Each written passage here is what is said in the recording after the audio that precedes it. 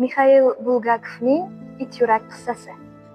Bu mashhur rus yozuvchisi Mixail Bulgakovning 1925-yilda yozilgan satirik qissasi bo'lib, unda fantastik elementlar orqali inqilobdan keyingi sovet jamiyatidagi ijtimoiy va ma'naviy muammolar keskin tanqid qilinadi. Asar 1920-yillar Moskvada bo'lib o'tadigan voqealarni ko'rsatib beradi.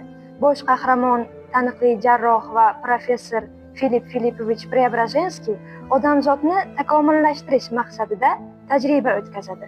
U beozor ko'cha iti Sharikni olib, uning miyasiga inson gipofiz bezini va jinsiy bezlarni ko'chirib o'tkazadi.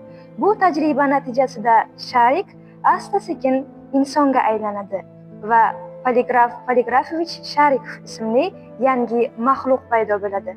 Sharikov dastlab oddiy it sifatida o'z hayotidan mamnun bo'lsa-da, inson bo'lib, jamiyatdagi eng yomon xislatlarni, qo'pollik, ichkilikbozlik, yolg'onchilik va tajovuzkorlikni o'zlashtiradi.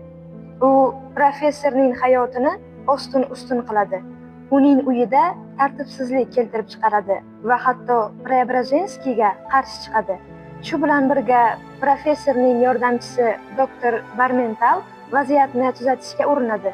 Oxir-oqibat ular Sharikovni qayta itga aylantirishga qaror qilishadi, chunki uning inson sifatidagi xatti-harakatlari jamiyat uchun xavfli bo'lib qoladi.